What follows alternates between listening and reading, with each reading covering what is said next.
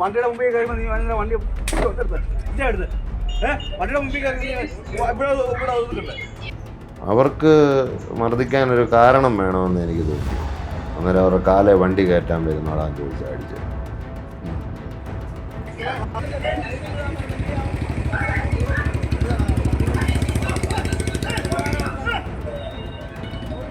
അതായത് തലേന്ന് ടി വിയിലൊക്കെ കാണിച്ചായിരുന്നു, വാഹനങ്ങൾ പോകുന്നു, കടകൾ തുറക്കുമെന്നൊക്കെ കാണിച്ചു. കുഴപ്പമില്ലെന്ന് വിചാരിച്ചിറങ്ങിപ്പോയി.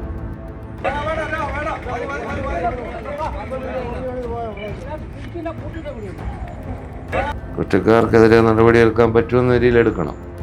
എത്രത്തോളം പറ്റുമെന്ന് നമുക്കറിയത്തില്ല. ഇവിടെ ഒന്നും പറ്റുന്നതായിട്ട് നമ്മൾ കാണുന്നില്ല.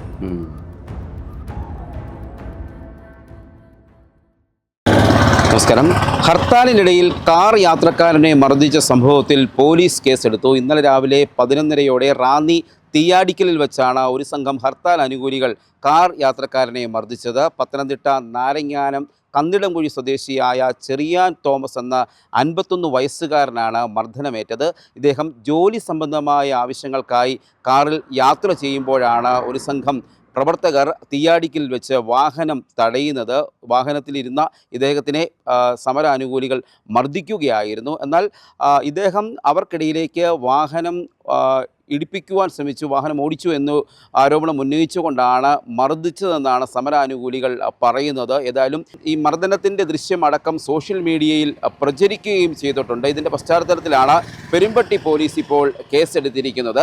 അതേസമയം ഈ മർദ്ദനമേറ്റ കാർ യാത്രികൻ ഒരു ഭിന്നശേഷിക്കാരനാണ് എന്നുള്ള തരത്തിലാണ് സോഷ്യൽ മീഡിയയിൽ പ്രചരണമുണ്ടായിരിക്കുന്നത്. എന്നാൽ താൻ ഭിന്നശേഷിക്കാരനല്ല എന്നാണ് ചെറിയാൻ തോമസ് പറയുന്നത്. അത് ഈ പ്രചരിപ്പിച്ച ആളുകൾക്ക് തെറ്റിപ്പോയതാണ് എന്ന് പറയുന്നു. ഏതായാലും ഈ മർദ്ദനമേറ്റ സംഭവവും സോഷ്യൽ മീഡിയയിൽ ദൃശ്യങ്ങളൊക്കെ പ്രചരിക്കുന്നതും തനിക്ക് വളരെയധികം വേദനയുണ്ടാക്കി എന്നാണ് ചെറിയാൻ തോമസിൻ്റെ പ്രതികരണം. അതുകൊണ്ട് തന്നെ ഈ സംഭവവുമായി ബന്ധപ്പെട്ട് മാധ്യമങ്ങൾക്ക് മുൻപിൽ വരാൻ അദ്ദേഹം തയ്യാറായില്ല.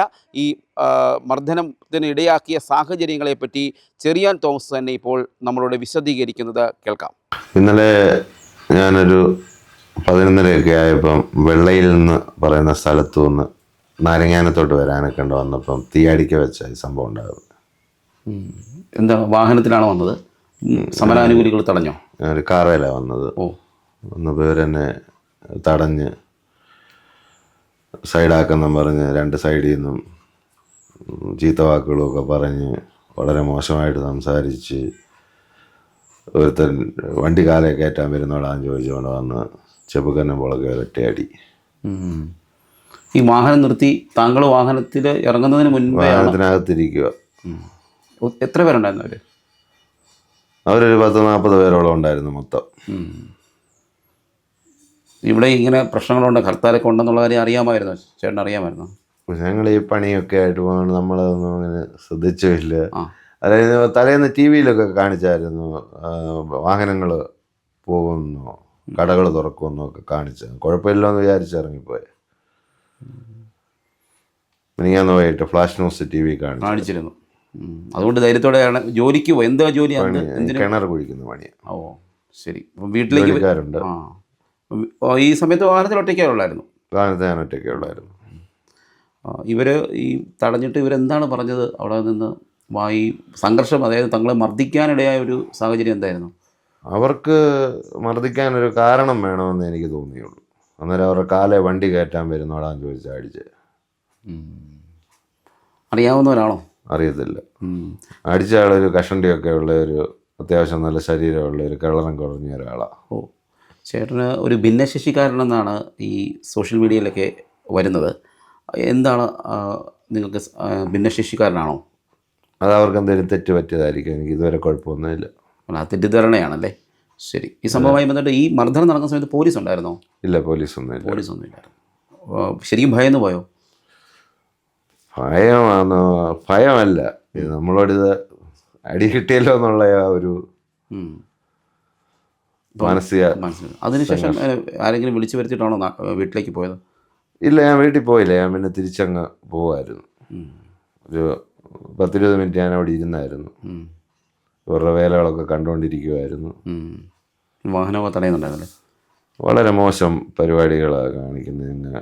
കുന്തളിക്കുമായിരുന്നു. കത്തീരട, കൊല്ലട. ഈ വീഡിയോ വ്യാപകമായിട്ട് പ്രചരിച്ചിട്ടുണ്ട്. ആ വീഡിയോ താങ്കൾ എങ്ങനെയാണ് കാണുന്നത്? കണ്ടിരുന്നോ? ഞാൻ ഇന്നലെ വൈകിട്ട് എൻ്റെ ഒരു ഫ്രണ്ട് വിളിച്ച് പറഞ്ഞു, എന്തോ കൊച്ചുമോനെ എന്തേലും ഇതിനാതിരി. ഞാൻ പറഞ്ഞു ഇതിനാതിരി ഒരു അടി കിട്ടി, അതുകൊണ്ട് ഫേസ്ബുക്കിലെല്ലാം ഓടിക്കൊണ്ടിരിക്കുകയെന്ന് പറഞ്ഞു. വിഷമകരമായി. പിന്നെ ഞാൻ കണ്ടു. ബുദ്ധിമുട്ടായി പോയി, വിഷമമായി. അതാണെങ്കിൽ ഇന്നലെ നല്ലൊരു ദിവസമായിട്ട് നല്ലൊരു പൊട്ടിയിൽ കിട്ടി. അതുകൊണ്ടാണ് താങ്കൾ ഇപ്പോഴും ക്യാമറയ്ക്ക് മുന്നിൽ വരാൻ താല്പര്യമില്ല. നമ്മളിങ്ങനെ പണിയൊക്കെ ആയിട്ട് ജീവിക്കുന്നവരല്ലേ. ഏതായാലും ഈ വിഷയത്തിൽ പോലീസ് കേസെടുത്തിട്ടുണ്ട്. താങ്കൾ പോലീസ് സ്റ്റേഷനിൽ പോയിരുന്നോ? ഇന്നലെ ഒന്നും ഇല്ലായിരുന്നു. രാവിലെ തന്നെ പെരുമ്പട്ടി സിയാദേഹം ഫോൺ ചെയ്ത് വിളിച്ച് അങ്ങനെ കണ്ടുമുട്ടി തിരിച്ച് പെരുമ്പട്ടിയിൽ സ്റ്റേഷനിൽ പോയി എൻ്റെ മൊഴിയെടുത്തു. പിന്നെ ഈ സംഭവം നടന്നെടുത്ത് സിയാദേവും 2 സാറുമാരും കൂടെ വന്ന് സ്പോട്ടിൽ അതെല്ലാം അളക്കുകയും എഴുതുകയും മാസ്റ്ററൊക്കെ എഴുതി അങ്ങനെ എന്നെ ഇങ്ങനെ വിട്ടു. അവരങ്ങ് സ്റ്റേഷനിലോട്ടും പോയി. അപ്പോൾ കുറ്റക്കാർക്കെതിരെ നടപടിയെടുക്കണമെന്നാണ് താങ്കളുടെ ആവശ്യം? കുറ്റക്കാർക്കെതിരെ നടപടിയെടുക്കാൻ പറ്റുമെന്ന രീതിയിൽ എടുക്കണം. എത്രത്തോളം പറ്റുമെന്ന് നമുക്കറിയത്തില്ല. ഇവിടെ ഒന്നും പറ്റുന്നതായിട്ട് നമ്മൾ കാണുന്നില്ല. ശരി. ഈ ഹർത്താലിനെ പറ്റി എന്താണ് അഭിപ്രായം? ഇന്നലെ നടന്ന ഹർത്താലിനെ പറ്റി എന്തോ പറയാൻ. അവരവർക്ക് കിട്ടിയ ഒരു നല്ല അവസരം നല്ല രീതിയിൽ അങ്ങ് വിനിയോഗിച്ചു. ഏതായാലും മർദ്ദിച്ചവർക്കെതിരെ ഇപ്പോൾ പെരുമ്പട്ടി പോലീസ് കേസ് രജിസ്റ്റർ ചെയ്തിരിക്കുകയാണ്. യാതൊരു പ്രകോപനവും ഇല്ലാതെയാണ് തന്നെ മർദ്ദിച്ചതെന്നാണ് ചെറിയാൻ തോമസ് വ്യക്തമാക്കുന്നത്. തലേ ദിവസത്തെ പത്രങ്ങളിലും ദൃശ്യമാധ്യമങ്ങളിലുമൊക്കെ വാഹനങ്ങൾ തടയില്ല എന്നായിരുന്നു സമരാനുകൂലികൾ പറഞ്ഞിരുന്നത്. അത് കണ്ടാണ് താൻ പുലർച്ചെ ജോലി സംബന്ധമായ ആവശ്യത്തിന് വേണ്ടി വാഹനവുമായി ഇറങ്ങിയത്. അവിടെ നിന്നും മറ്റൊരു സ്ഥലത്തേക്ക് ജോലിക്കായി പോകും വഴിയാണ് ഹർത്താൽ ആനുകൂലികൾ തടയുന്നത്. ഉടൻ തന്നെ വാഹനം ഒതുക്കുകയും ചെയ്തു. പിന്നീട് സംസാരം നടക്കുകയും തർക്കമുണ്ടാവുകയും കാറിനുള്ളിലിരുന്ന തന്നെ യാതൊരു പ്രകോപനവുമില്ലാതെ മർദ്ദിക്കുകയുമായിരുന്നു എന്ന് അദ്ദേഹം പറയുന്നു. ഏതായാലും സോഷ്യൽ മീഡിയയിൽ ഈ ദൃശ്യങ്ങൾ അടക്കം പ്രചരിച്ചതിൽ അദ്ദേഹത്തിന് വളരെ വിഷമമുണ്ട് എന്ന് പറയുന്നു. ഈ കാര്യത്തിൽ നീതിയുക്തമായ നടപടിയാണ് വേണ്ടത്. ഇത്തരത്തിലുള്ള ഹർത്താലുകൾ നടത്തുമ്പോൾ ജനങ്ങളെ ദ്രോഹിക്കുന്ന സമീപനങ്ങളിൽ നിന്നും ഹർത്താൽ നടത്തുന്ന ആളുകൾ, രാഷ്ട്രീയക്കാരൊക്കെ മാറണമെന്നൊരു അഭ്യർത്ഥന കൂടിയാണ് അദ്ദേഹം നമ്മളോട് പങ്കുവച്ചത്. Cameraman ജിതിനൊപ്പം CR Sam, Marunadan Malayali, Pathanamthitta.